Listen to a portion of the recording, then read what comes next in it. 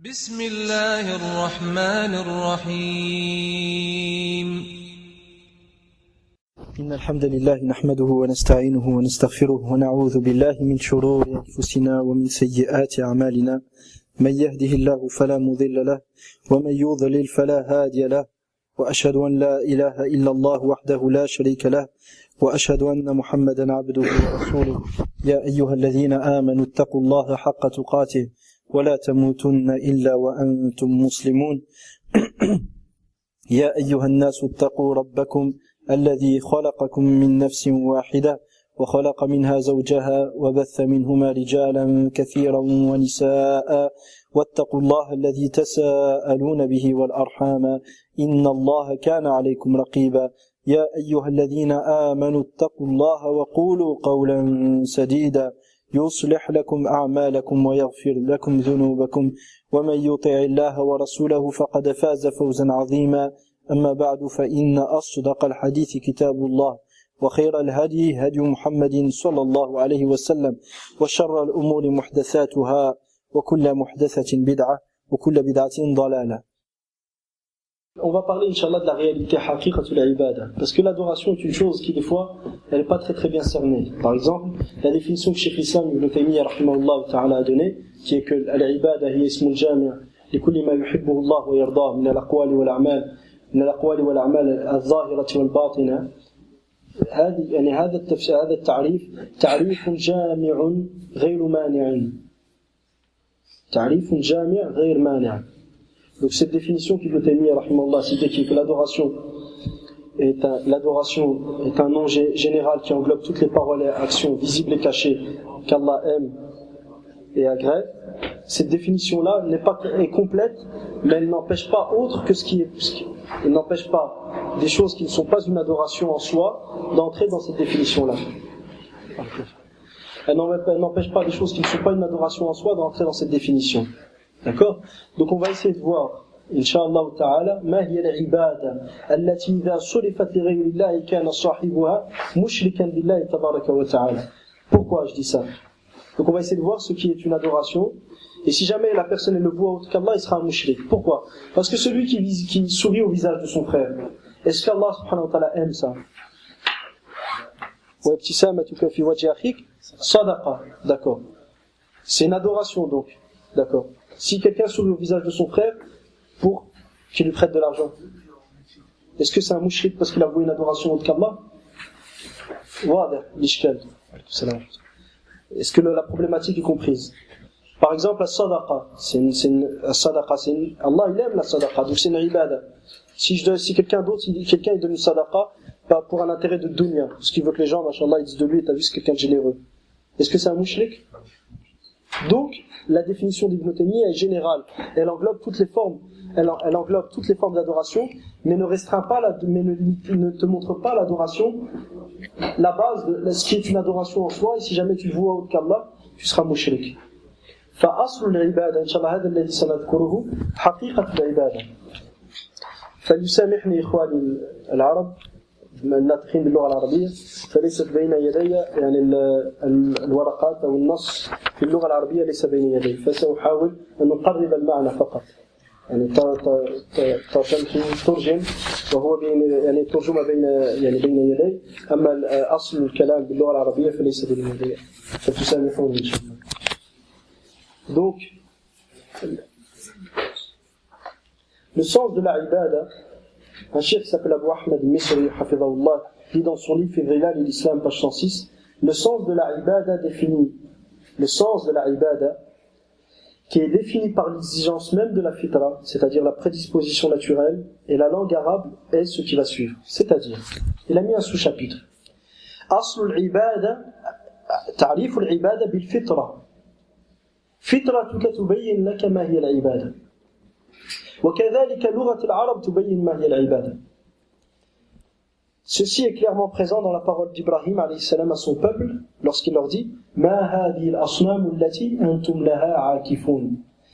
وهذا واضح في قول إبراهيم عليه السلام لقومه لما قال لهم ما هذه الأصنام التي أنتم لها عاكفون.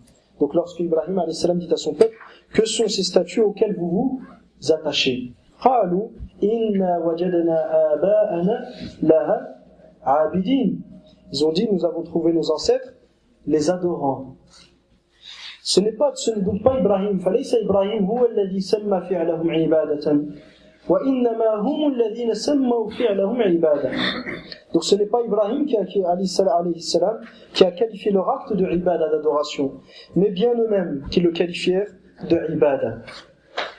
Et dans la même lignée, lorsque Amr ibn Luhay la'anahullah a questionné les mouchriquines du Sham, Amr ibn Luhay huwa alladhi ata bishirk fi jazirat al-Arab, la'anahullah fi dunya wal akhirah.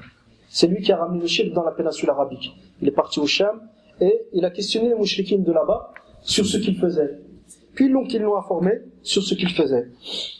Ils qualifièrent ça d'adoration, de ibadah. Et lui aussi a nommé ça d'adoration. Et puis il a amené Atabi, hadha shirk, wa ibadati ghayrillah ila jazirat al-Arab, fa'ubida ghayrullah tabaraka wa ta'ala. Et c'est à ce moment-là qu'Allah était adoré. Donc ils le qualifièrent, et lui aussi a nommé cette action d'adoration. Puis il leur emprunta ce culte et l'apporta aux Arabes, afin qu'Allah fasse entrer en enfer ceux à qui il aura voulu le désarroi. حتى يدخل الله سبحانه وتعالى من أراد له الشقاوة النار ولكن بين قوسين الله حكيم فمن أراد طريق الخلاص ومن أراد طريق الخير وفقه الله له.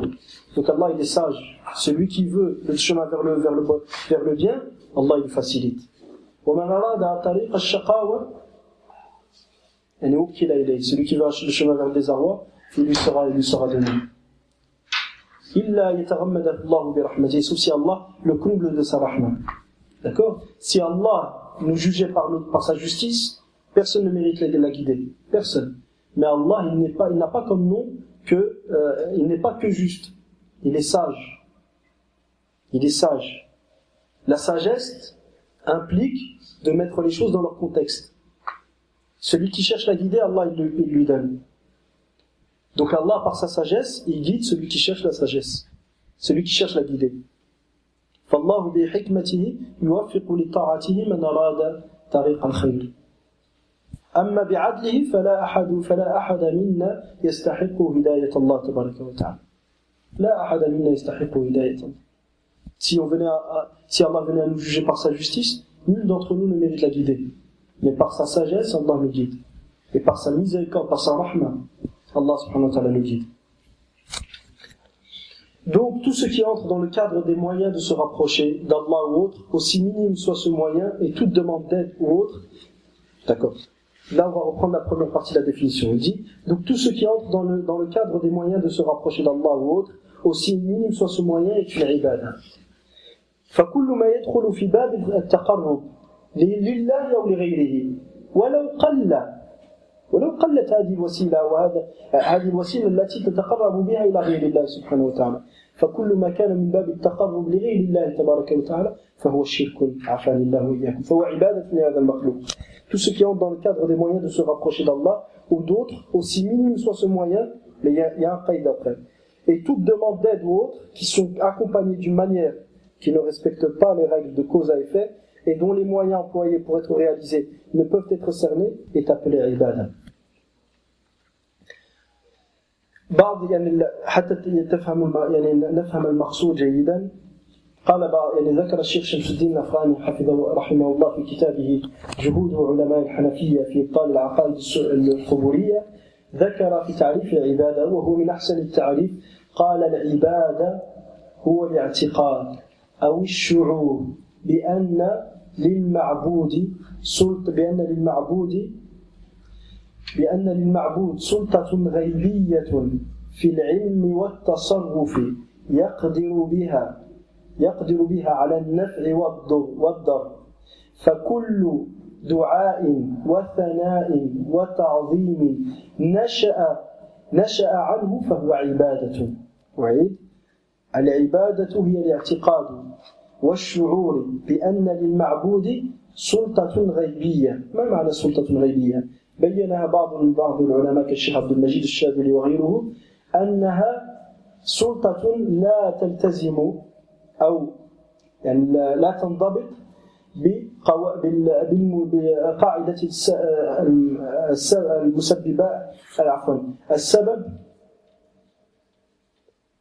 بقاعدة عفوا الأسباب والمسببات الأسباب والمسببات. Donc فكل من اعتقد في إنسان أن له سلطة غيبية أي سلطة لا تنضبط بهذه القاعدة وهي قاعدة الأسباب والمسببات فاعتقد فيه ذلك سواء بالعطاء أو بالاستقلالية لا نقول كما تقول الصوفية القبورية المشركة أنها لا تكون عبادة إلا باعتقاد الاستقلالية هذا لا نقول به أعوذ بالله من هذا الضلال بل هذا قول أئمة القبورية كداود بن جرجيس والمالكي المعاصر الذي هلك والحمد لله الذي أهلكه وغيره من أئمة القبورية والزنديق ما اسمه سعيد رمضان بوطي الزنديق لعنه الله. لماذا أقول لعنه الله؟ هذا الرجل أثنى على المذبحة التي وقعت للمسلمين من قبل الحاكم النصيري أثنى عليها بل حثه على قتلهم وتشريدهم وقتل فيها من المسلمين ما لا يعد ولا يحصى. فهذا الرجل يزين الباطل لحاكمه النصيري الذي شركه واضح يعني ما يخفى على مسلم شرك مثل هذا حتى المرجئة يكفرونه فيزين له باطله ويحثه على باطله ويقدس فيه ويعظمه مما يعني يعظمه بطريقة لا تنبغي إلا لله سبحانه وتعالى. فسعيد رمضان بوطي كذلك يشترط الاستقلالية. ما معنى الاستقلالية؟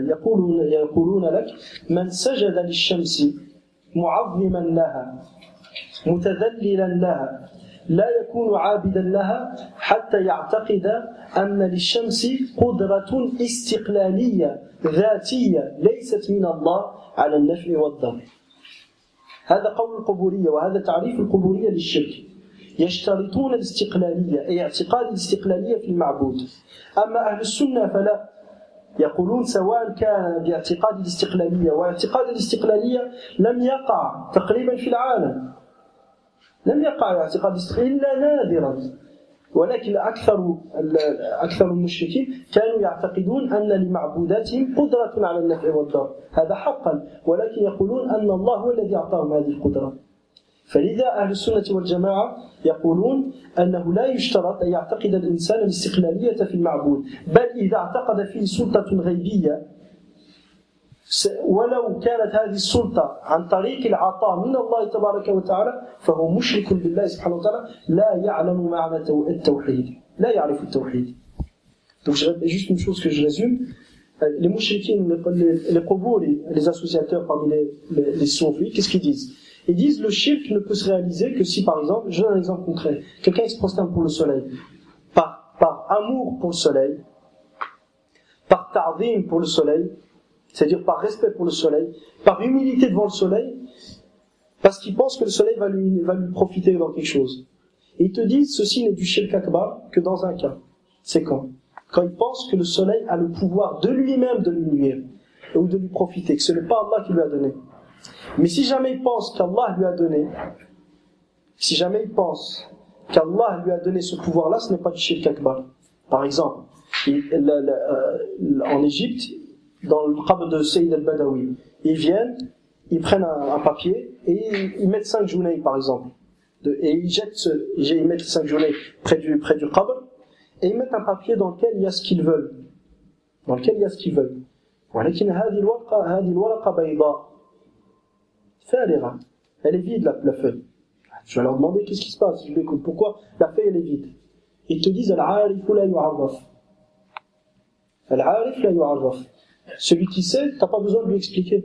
Il sait, ya'lam. Sayyid Badawi ya'lam al-ghayb. Il connaît, j'ai pas besoin de lui dire ce que je veux. Je lui mets juste la feuille, je lui mets 5 journées, et puis c'est bon, j'aurai Inch'Allah ce que je veux. Pourquoi t'as pas écrit? Parce qu'il sait très bien ce que je veux. Ya'lamu ma fi sadri. Il sait ce que j'ai intérieurement. Mais tu vas lui dire ça c'est du shirk. Tu vas dire non, c'est pas du shirk. Tu vas lui dire pourquoi c'est pas du shirk? Parce qu'il va te dire, moi j'ai pas été convaincu qu'il a eu le pouvoir de lui-même de savoir ça. Non, c'est Allah qui lui donne. Allah yahabu li khalqihi ma yasha. Yani qawlatuhum ash-shirkiyya at-taghutiyya. Ils te disent Allah donne ce qu'il veut à qui il veut. Et ça en soi, ça c'est une parole taghutiyya. Pourquoi taghutiyya? Parce qu'elle a outrepassé les limites, à cause de ça les gens ont fait du shirk. Qa'idat al-masalih wal mafasid. La règle des soi-disant des intérêts et des conseils et des méfaits. الشيخ شهيد الإسلام سيد قطب رحمه الله تعالى سماها طاغوت العصر. Il l'a appelé le tarout de ce siècle. المصالح والمفاسد. Toute personne qui veut te permettre du shirk et qui veut t'inviter à faire du shirk et du kufr, il te dit masalih wal-mafasid. Al-Qardawi, lorsqu'il permet de combattre dans l'armée américaine, il te dit masalih wal-mafasid. Ceux qui permettent de voter au législatif, al-masalih wal-mafasid. Ceux qui te permettent d'entrer dans les parlements, masalih wal-mafasid. Ceux qui te permettent d'entrer dans les armées, al-masalih wal-mafasid. Et ainsi de masalih wal-mafasid. Ceux qui te permettent de revenir à l'ONU, comme Salman al-Aouda, al-masalih wal-mafasid. Tout le monde masalih wal-mafasid. Donc c'est devenu un tarout ma'boud min dunillah subhanahu wa ta'ala. Il appelle les gens cette qa'ida mal comprise aux yeux des gens, parce qu'elle existe cette règle, mais elle a des limites. Cette mauvaise conception de cette règle a amené les gens au kufr billahi al-azim. Donc c'est un tarout. Le tarout, il peut être animé et inanimé. Ça peut être un être vivant, ça peut être une pierre. Pourquoi la pierre, on va dire c'est un tarout? Elle a fait quoi la pierre? Parce que c'est la cause de l'égarement des gens et du kufr des gens. C'est non, jazakallahu khairan.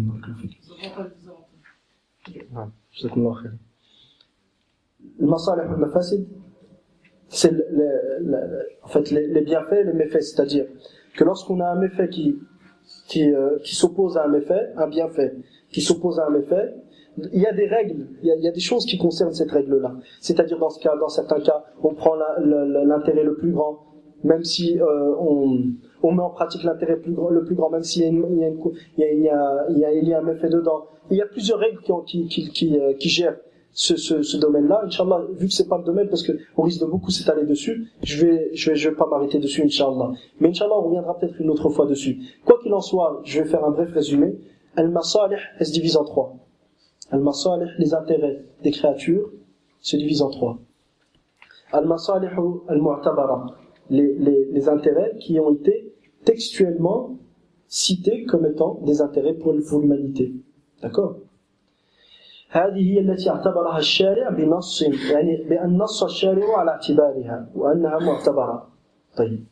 La deuxième catégorie, المصالح الملغى, les intérêts, c'est ce qu'on s'imagine être des intérêts, mais qu'Allah subhanahu wa ta'ala a textuellement rejeté. كالخمر والميسر قل فيهما إثم كبير ومنافع للناس وإثمهما أكبر من نفعهما.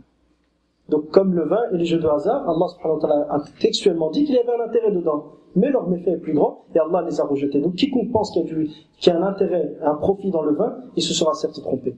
واضح. والثالث هي المصالح يعني المصالح المرسلة, les intérêts qui n'ont ni été التي أرسلت أطلقت لم ينص على اعتبارها ولم ينص على إلغائها. واضح. هذا عند جمهور أهل العلم.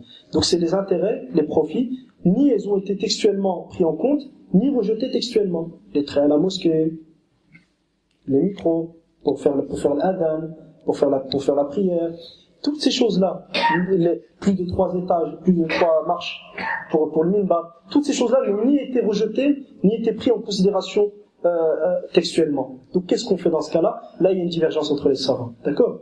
À savoir qu'Ibn Taymiyyah, rahimahullah ta'ala, ne voit pas cette catégorie. Il te dit, il n'y a pas de masalih mursala. ليس هناك قسم يسمى ليس هناك قسم لم ينص الشارع على أنه معتبر أو ملغى. بل إذا تدبرت نصوص الشريعة رأيت بأن كل مصالح العالم أو التي يتخيلها الناس إما أنها معتبرة أو أنها ملغى، ولكن قد يكون بطريقة لا يتوصل إليها الناظر. واضح؟ قد لا تتوصل إليها، ولكن إذا تدبرت ومعنت النظر في نصوص الشريعة تبين لك بأن هذه المصلحة التي يدعيها الناس إما أنها معتبرة أو أنها غير معتبرة. واضح. Ibn Taymiyyah, il ne voit pas qu'il y a cette troisième catégorie. Il dit il n'existe pas de masalih qui n'ont ni été rejetés ni été pris en compte. Non.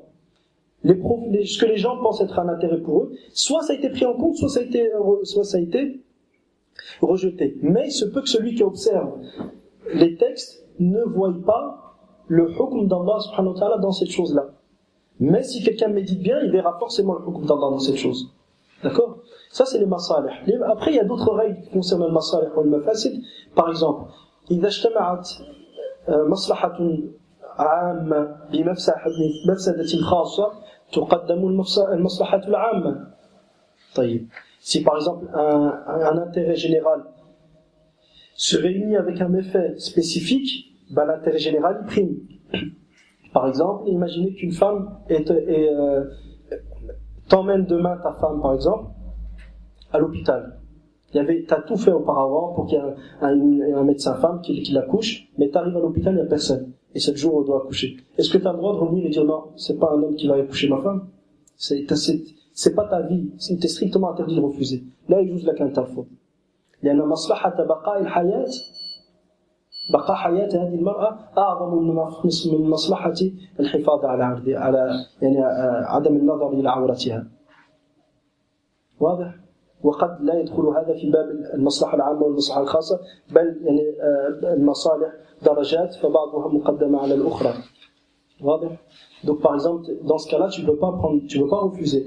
Il se peut que ça rentre pas dans le cadre des masalih amma, des intérêts généraux qui s'opposent à un effet spécifique, mais en fait les intérêts ils sont de plusieurs catégories. Certains sont plus importants que d'autres. Par exemple, lorsque les savants traitent de ad-daruriyat al-khams, les nécessités universelles de l'islam. Pourquoi ils ont mis dans cet ordre-là? C'est-à-dire la première, ad-din, la religion. La deuxième, al-nafs. La troisième, al-mal. Puis après l'ird, al-mal, après l'aql, après le nasl, après l'ird. D'accord? Ibn Ashur, rahimahullah, il a rajouté l'ird. Donc, pourquoi ils ont mis dans cette catégorie-là? La première, la religion. La deuxième, la vie. Après la raison. Après les biens. Après la descendance. Et l'honneur, et certains savants, tels qu'Ibn Ashur, rahimahullah, rajouté l'honneur. Pourquoi ils ont mis dans cet ordre-là? Parce que si la troisième elle s'oppose à la première, c'est la première qui prime. Par exemple, les al-almaniyoun, pas l'ilmaniyin, parce que c'est un sharaf lahum, al-ilm, ces gens-là, les laïcs, il ne faut pas les appeler al-ilmaniyin en arabe. لأن هذه نسبة إلى العلم وهؤلاء لا علاقة لهم بالعلم الشريف بل هؤلاء العلمانيون أو اللادينيون. D'accord? Comme l'ont cité certains savants, hafidhahumullah. Ces gens-là, par exemple, ils te disent à l'époque de Omar, radiyallahu anhu, il y avait une année de famine. سنة المجاعة. فقالوا أن عمر عطل حدا من حدود الله سبحانه وتعالى ولم يطبق الشريعة. فبالتالي نحن نعيش مجتمعا جديدا ولا نستطيع تطبيق حد السرقة ولا حد الزنا ولا حد قتل النفس لأنها تؤدي إلى مفاسد عظمى والشارع اعتبر المصالح والمفاسد. وأمرنا أن نحافظ على العدل العام فلا لو طبقنا الشريعة ستكون فوضى. هذه قولة العلمانيين. والله. Ces gens-là, qu'est-ce qu'ils disent aujourd'hui? Ils te disent si jamais on applique la charia aujourd'hui, ça va être l'anarchie. Ça va être l'anarchie, on va pas pouvoir gérer l'ordre et il y aura des conséquences qui sont très très néfastes. Par conséquent, en application de la règle qui dit le masalih wal mafasid, on va ne pas appliquer la charia afin de préserver un certain ordre dans la société. Et ce qui est demandé de toute manière, c'est la justice. D'accord. Et ils te disent, la preuve, Omar radiyallahu anhu, à son époque, il y a eu la famine, il n'a pas appliqué la peine du voleur. Et donc Omar, il n'a pas jugé avec ce qu'Allah lui a demandé. Donc nous, on a le droit de ne pas juger avec ce qu'Allah lui a demandé. كبرت كلمة تخرج من أفواههم إن يقولون إلا كذبا. Wallah, c'est une parole énorme qui sort de leur bouche. Il faut que mentir ces gens. Mais quoi qu'il en soit, quelle est la réponse à ça? C'est que la charia te demande de pas couper la main du voleur qui mange pour manger en fait, qui vole pour manger. Omar hakama bi sharia, il a jugé avec la loi d'Allah. Omar. On ne peut pas dire qu'Omar n'a pas jugé avec la loi d'Allah. Omar à son époque, celui qui volait et qui venait devant lui et il disait j'ai volé pour manger. Où il y avait une shubha qu'il a volé pour manger. La charia a dit quoi? Idra'ul hududa bi shubuhat. Vous poussez les peines, n'appliquez pas les peines légales lorsque vous avez une ambiguïté quant au réel mérite de la personne. Est-ce qu'elle mériterait véritablement cette peine ou pas? Dès que tu as un doute, tu l'appliques pas. Donc cette personne, il vient et prétend avoir volé pour manger. Et celui qui vole pour manger, regardez l'ordre des daruriyat al-khamsa wa sit, des nécessités, des principes universels d'islam. Universel de l'islam. La première, c'est la religion. La deuxième, c'est quoi? C'est la vie. La troisième, c'est quoi? Al-mal. Après l'aql. Le mal, l'argent, il vient en quelle position? Troisième. Et la vie, elle vient en quelle position? Deuxième. Donc s'il y a un ta'arud entre l'argent, entre les biens et la vie, qu'est-ce qui prime? S'il y a une opposition entre la vie et les biens, et que c'est soit ta vie, soit tes biens qui partent, c'est quoi qui prime? Soit c'est ta vie, soit c'est les biens d'autrui qui partent. C'est quoi qui prime? C'est la vie. C'est pour ça qu'Ibn Hazm, rahimahullah, il a dit quoi? Celui qui va mourir de faim, il est obligé de voler. Obligé. Il n'a pas le droit de pas voler. S'il ne vole pas, il meurt. Il s'est suicidé. Donc c'est la charia qui demande ça elle-même. C'est la charia qui demande ça. C'est pas la charia qui n'a pas été appliquée par Omar. Non. Omar, il sait très bien que celui qui vole pour manger, il est dans son droit. Bien plus, les savants ont divergé. Est-ce qu'il s'est suicidé après s'il vole pas ou s'il vole ou il vole pas? Et à la suite de ça, des gens venaient, ces gens-là, ils avaient volé de l'argent. Ils avaient volé pour manger. Et ils prétendaient ça. Donc il y a une ambiguïté ici. Tu ne peux pas savoir, il n'y a pas de témoin. La situation de la personne, et la situation du pays qui est la famine générale, est véritablement une grande ambiguïté qui pousse à croire que cette personne a véritablement volé pour manger. D'accord? Donc dans ce cas-là, vu qu'il y a cette ambiguïté-là, tu ne peux pas appliquer la peine. Allah t'interdit d'appliquer cette peine. Allah te l'interdit. Donc, aujourd'hui, je parlais de cet exemple pour dire que lorsque tu as une mafsada et une maslaha, il faut regarder le degré. Par exemple, si jamais c'est ta vie ou la religion qui disparaît, c'est quoi qui prime? La religion. Et ça, vous le trouvez où? C'est quoi la sourate? Dans quelle sourate du Coran on trouve ça? Si vos vies, vos biens. Non. Enfin, tu peux trouver ça, mais tu as une histoire qui te raconte tout ça. يعني في سورة من سور القرآن نعم البروج جزاكم الله خير سيدي جزاك الله خير بارك الله فيك سورة البروج الغلام ماذا فعل qu'est-ce qu'il a fait le jeune homme قال إن أردت أن تقتلني فخذ السهم وقل باسم ربي الغلام فستقتلني فعل هذا من أجل ماذا من أجل إحياء الناس لأن من كان كافرا فهو ميت والله سبحانه وتعالى يقول أو من كان ميتا فأحييناه وجعلنا له نورا يمشي به في الناس كما مثله في الظلمات ليس بخارج منها. Allah c'est celui qui. Pourquoi le Ghulam il a fait ça? Pour ressusciter les gens, pour leur donner une nouvelle vie, bidnillah. Pourquoi? Parce que la véritable vie se trouve dans quoi? Dans la foi. Le mécréant il est mort. C'est un cadavre sur terre. C'est pour ça qu'Allah subhanahu wa ta'ala dit est-ce que celui qui était mort et que nous avons ressuscité en lui accordant que nous avons ressuscité et à qui nous avons attribué une lumière est-ce que celui-ci est semblable à une autre personne qui elle est dans l'obscurité dont il ne sort pas? Le véritable vivant c'est le croyant. Le kafir ou le fasiq al-zalim al-fajir فهذا ليس بحي عافاني الله وإياكم من هذه الحالة. Donc, le Ghulam, il a fait ça pourquoi? Pour que les gens ressuscitent. Il a dit quoi? Il a dit au roi, tu prends la flèche, tu dis quoi? Au nom du Seigneur de ce jeune homme, et tu vas le tuer. Le roi, il a pris la flèche, et le jeune homme, il est mort. Qu'est-ce qui s'est passé après? Les gens, ils ont dit, nous croyons au Seigneur nous avons cru, nous avons foi au Seigneur de ce jeune homme.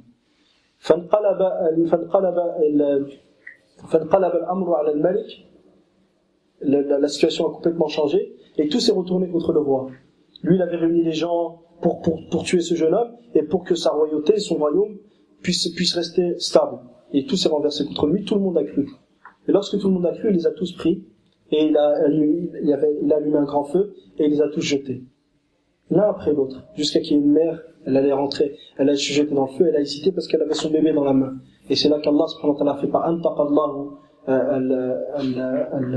الطفل الصغير فقال يا أماه ادخلي يعني القي نفسك فإن لك الجنة. Il lui a dit ô très chère mère, rentre dans le feu car tu auras le paradis. Puis elle est rentrée dans le feu. Ils sont tous morts. Allah subhanahu wa ta'ala nous dit quoi? ذلك الفوز الكبير. Ceci est la grande victoire. Alors qu'ils sont tous morts. Et le jeune homme, il a montré comment le tuer. Si demain, toi, tu prends un verre de poison, je prends أخذت كأس سم وقلت لي يا فلان خذه وألقه في فمي فأخذته وألقيته في فمك هل تكون منتحرا؟ نعم قد انتحرت ولكن يعني عافاك الله يعني لك من العقاب ما ينتظر أمثالك من المنتحرين فهذا الغلام قد انتحر من أجل ماذا؟ من أجل إحياء أمة فأثنى الله سبحانه وتعالى على فعله فقال ذلك الفوز الكبير. Ceci est la grande victoire. فيدخل في ذلك كل ما كان من المصالح، يعني إذا تعارضت مصلحة الحفاظ على النفس مع مصلحة الحفاظ على الدين فمصلحة الحفاظ على الدين أولى. Donc ce jeune homme il a montré au roi, comment le tuer. Donc c'est comme si demain moi je prends un verre de poison, tu prends un verre de poison, tu me dis tu sais quoi, mets-le-moi dans ma bouche, verse-le-moi et que je te verse dans ta bouche. Tu t'es suicidé ou pas? Tu t'es suicidé, moi j'ai tué quelqu'un.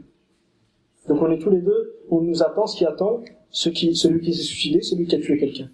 فلذا العلماء يقولون المباح حكمه عفوا. على كل حال يعني بين العلماء أن من قاتل نفسه بطريقة مباشرة أو غير مباشرة ما دام متعمدا فقد يعني فهو منتحر. D'accord? Donc tout ça pour dire quoi? Que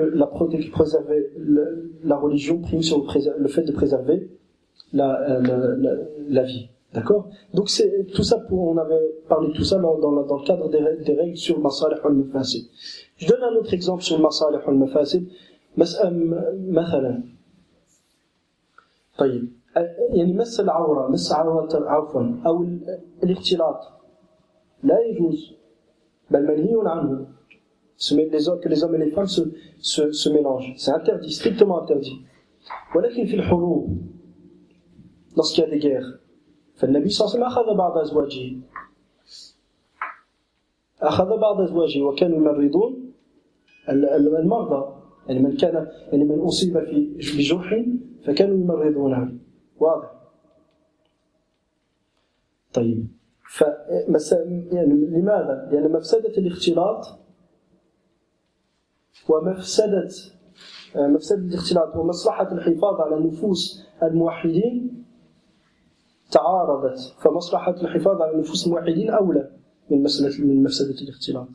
Mais il ne faut pas comprendre de ça qu'on ouvre la porte au mélange et le fait que les hommes et les femmes se mélangent. Non, jamais. Mais simplement une chose, c'est quoi? C'est lorsque il n'y a pas d'autre moyen pour soigner les blessés que lorsque c'est des femmes qui viennent le faire, il n'y a pas de mal. Lorsqu'il n'y a pas d'autre moyen. Donc à la kulli hal, je citais simplement quelques exemples par rapport à cette règle. Mais cette règle-là, la première qa'ida qu'elle a des qawa'id. ليست هناك مصلحة معتبرة إن خالفت نصا شرعيا. Il n'y a pas de maslaha qui est prise en compte si elle s'oppose à un texte. Et les plus grands textes qu'il y a dans le Coran, c'est ceux qui indiquent l'interdiction du shirk et l'obligation du tawhid.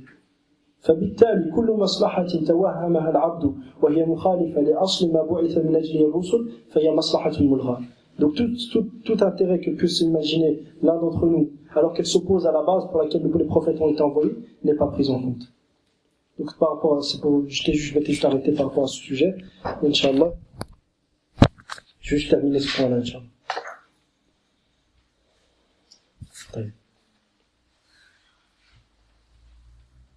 On en était où exactement? Là, on s'en a fini.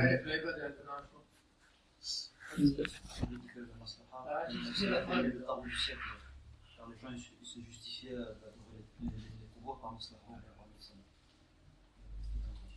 طيب نعم خلاص إن شاء الله جزاك الله خير. إن شاء الله جزاك الله خير. فon parlait de la تعريف القبورية للتوحيد.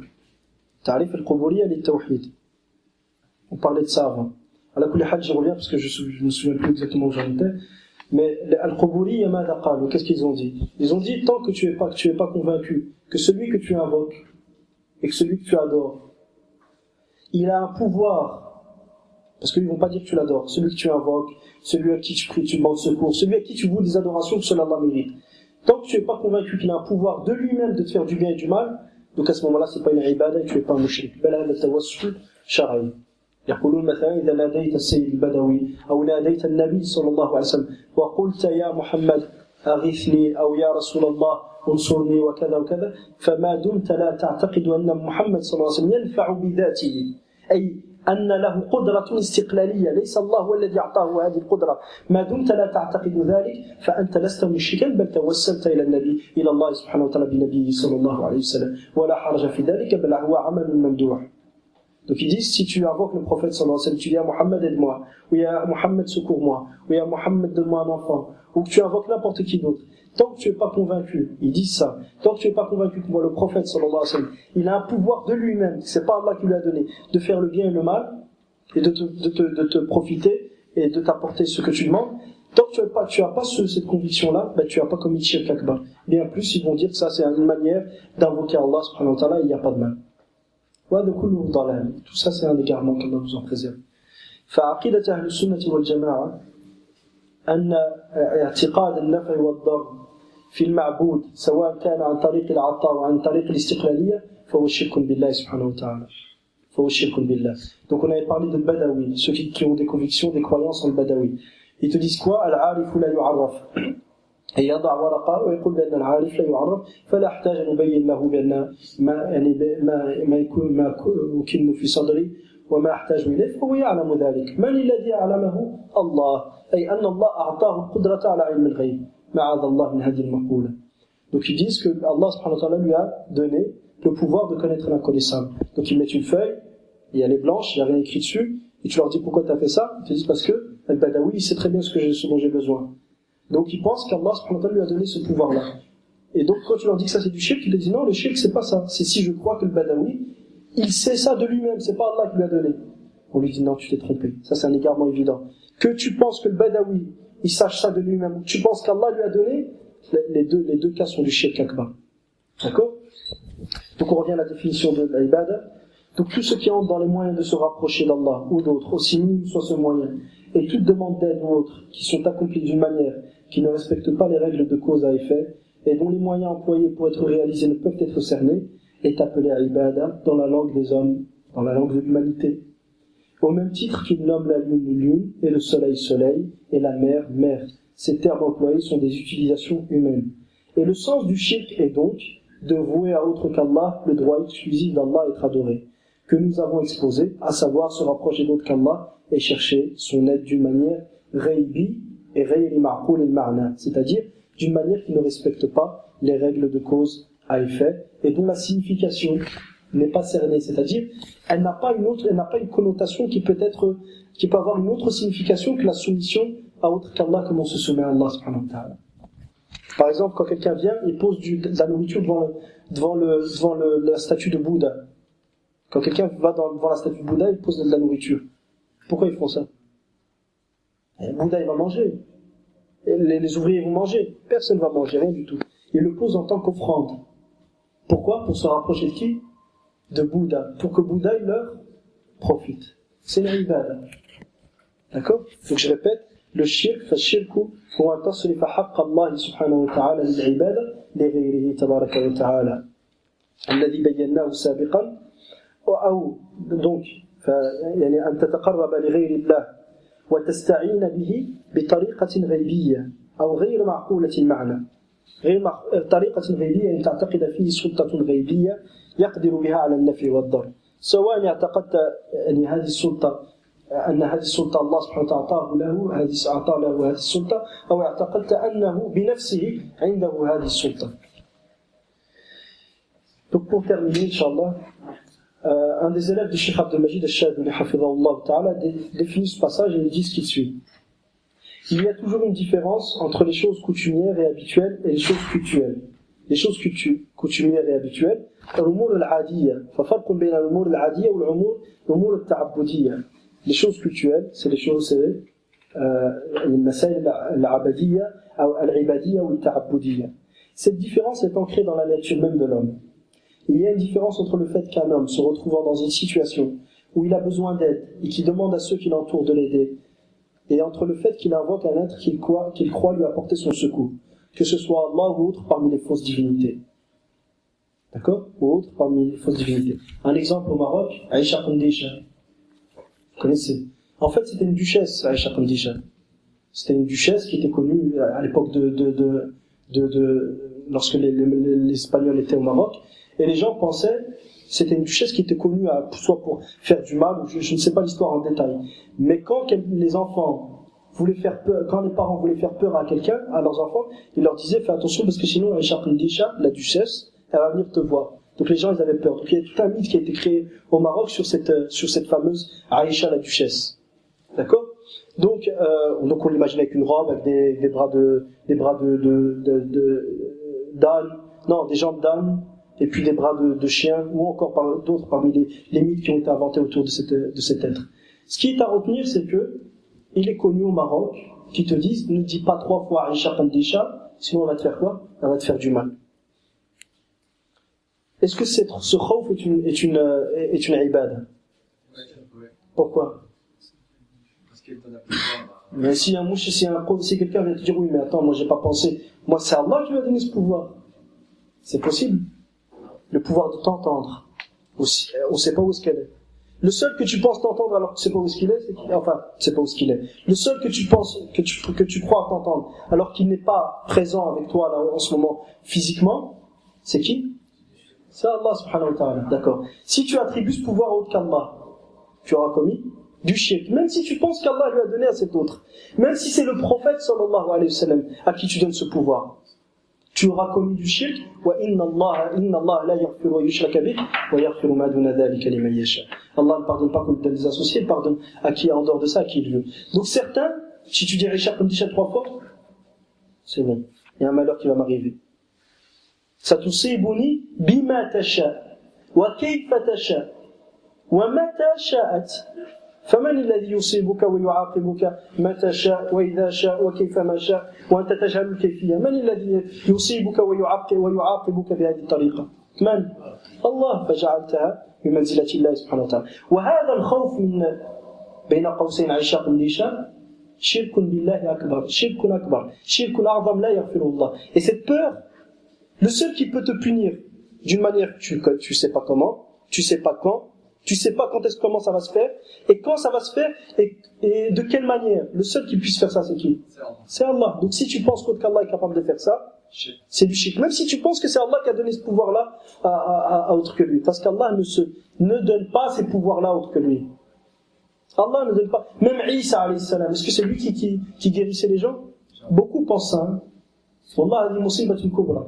Al-kathir yadhun bana Isa huwa alladhi kana يعني يبرئ الأكمى ويحيي الموتى لا عيسى لم يكن يحيي الموتى الله هو الذي يحيي الموتى عن طريق عيسى ودليل ذلك أن الله سبحانه وتعالى أردف أو ذكر بإذن الله بعد كل هذه الأفعال قال وأحيي الموتى بإذن الله وأبرئ الأكمه والأبرص وأحيي الموتى بإذن الله. لماذا قال بإذن الله مع أن حتى تنفسه بإذن الله وحتى أكله وشربه بإذن الله؟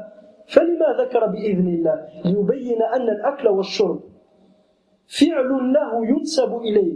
أما إحياء الموتى وإبراء الأكمه والأبرص هذا ليس فعلا، هذا الفعل لا ينسب إلى عيسى بل ينسب إلى الله سبحانه وتعالى. وإن نسب إلى عيسى فهو لبيان أن الله شفى وأحيا الموتى عن طريق عيسى. أما أن الله يعطي القدرة على الشفاء والقدرة على إحياء الموتى لغيره هذا لم يقع. من الذي شق القمر؟ النبي؟ لا، المشركون إلى القبورية يقولون النبي هو الذي شق القمر. لا، الله هو الذي شق القمر. ولذا أهل السنة والجماعة يقولون في المعجزات أنها فعل الله. لماذا فعل الله؟ فعل لله خارق للعادة لتأييد رسله،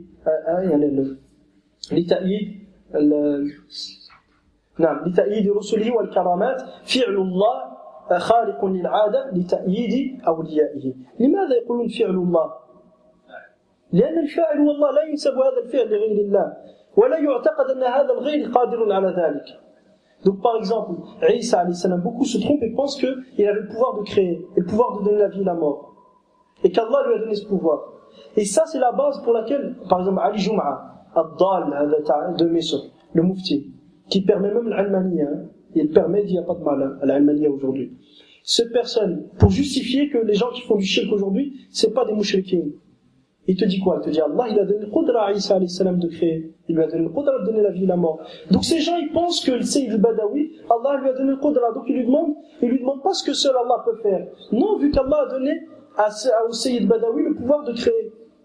Donc moi je lui demande le pouvoir de me donner la guérison. Donc la personne lui demande. Donc vous dites ayyuha al-wahhabiyya, vous dites que Allah subhanahu wa ta'ala que man talaba min ghayri Allah ma la yaqdiru alayhi illa Allah, man da'a ghayra Allah fi ma la yaqdiru alayhi illa Allah faqad ashrak, que celui qui demande à autre qu'Allah ce que seul Allah peut faire, il aura commis de l'association. Mais là c'est pas le cas, parce qu'Allah a donné au Sayyid Badawi le pouvoir de guérir.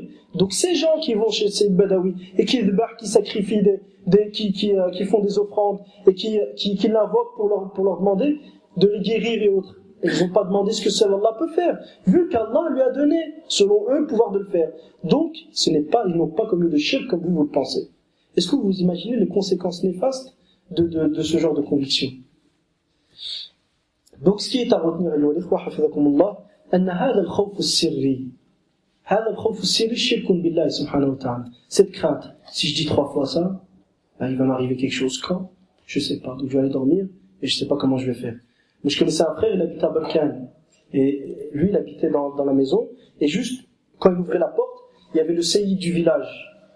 Donc tous les matins, quand il se levait, le pauvre avant, là, il embrassait le joudran, il embrassait la tombe, et il allait. Un jour, il avait compris un peu le tawhid, et malheureusement, il a compris le tawhid en Europe, il l'a pas compris au Maroc. Donc il est retourné là-bas en vacances, et il leur a dit, moi, j'embrasse plus le joudran. Ils ont dit, tu vas voir ce qu'il va te faire le seyyid. Tu vas voir ce qu'il va te faire le seyyid. Donc eux, ils étaient tout paniqués, bientôt, il va nous arriver un malheur. Subhanallah al-Azim. Ça, c'est quoi? C'est une ibada. Pourquoi? Parce que je répète la ibada. Je répète une des meilleures définitions qui a été donnée. Mais à condition qu'elle soit bien comprise.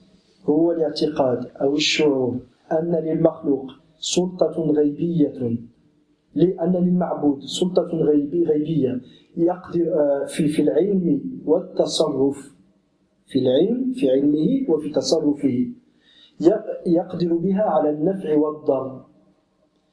فكل دعاء وثناء وتعظيم نشأ عنه فهو عبادة. فكل دعاء وتعظيم وثناء نشأ عنه فهو عبادة. Imaginez que quelqu'un, par exemple, il te dit, tu es en train de parler, et tu dis les awliya, ils doivent pas être invoqués. Chut, parce que sinon il va nous arriver un malheur. Faut pas parler du wali, sinon il va t'arriver quelque chose.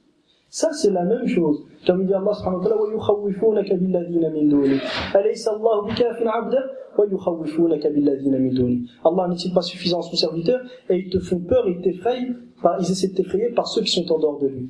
C'est-à-dire, ne parle pas de nos divinités, parce que sinon ils vont te faire du mal. Donc, ils savaient que leur divinité pouvait faire quelque chose. Mais, est-ce que les kuffars de Quraysh pensaient que leur divinité, ils avaient de eux-mêmes ce pouvoir-là et qu'ils s'étaient rebellés contre Allah? Non. Non, pensez pas qu'ils s'étaient rebellés contre Allah, non. Et Allah leur a donné ce pouvoir. Donc si tu parles d'eux, tu vas voir ce qui va t'arriver. Donc je termine juste ça, Inch'Allah, jazakumullah khairan. Donc il y a une différence entre le fait qu'un homme se retrouvant dans une situation où il a besoin d'aide et qui demande à ceux qui l'entourent de l'aider, et entre le fait qu'il invoque un être qu'il croit apporter son secours. Si tu demandes de l'aide, par exemple, aujourd'hui, je tombe et je demande de l'aide au frère. Je sais pas comment il chie, pourquoi? Parce qu'il est capable de faire ça. D'accord? Que ce soit, et entre le fait qu'il invoque un être qu'il croit lui apporter son secours, que ce soit Allah ou parmi les fausses divinités. Dans ce cas, on voit bien que la demande de secours à l'istirata a quitté les choses coutumières ou les règles de cause à effet, connues entre les hommes, vers un secours dont le moyen est inconnu. C'est-à-dire, ghaybi wa ghayru ma'qul al-ma'na, et dont le sens est imperceptible. Ghayru ma'qul al-ma'na, car la façon dont ce secours sera apporté est inconnue. Par exemple, quelqu'un a peur, il y a s'il dit un tel, aide-moi. Puis il marche. Comment le secours va lui être apporté? Allahu a'lam. Le seul qui mérite ça, c'est qui? Allah. Donc si tu le vois autre qu'Allah, tu auras mieux autre qu'Allah, les gars. d'Allah wa shirk wa taj'al lillahi niddan, wa shirk wa taj'al lillahi niddan wa qad khalaqak. Que tu mettes le shirk consiste à donner à Allah un égal alors qu'il t'a créé. De ce fait, la différence entre ces deux actes est claire. Le premier est une coutume, al-'ada, de demander l'aide aux gens qui t'entourent, et le second, une adoration, une ibada. Et nous n'avons pas besoin de l'envoi d'un messager pour cerner ce point. Tu n'as pas besoin qu'un messager te soit envoyé pour comprendre la différence entre l'ibada et al-'ada. Tu le sais au fond de toi. Non. Et nous n'avons pas besoin de l'envoi d'un messager pour cerner ce point, car le premier point revient au droit des serviteurs, c'est-à-dire l'entraide solidaire. car le premier point revient au droit des serviteurs les uns envers les autres, et l'autre, qui est purement cultuel, ta'abboudi, revient au droit d'Allah. Le premier est physique, c'est-à-dire tu peux le voir dans la vie de tous les jours, et le second ne l'est pas, c'est-à-dire qu'il est abstrait. Et comme exemple, on a la différence entre sacrifier pour un invité par preuve de générosité, qui est une coutume qui revient au droit de l'invité.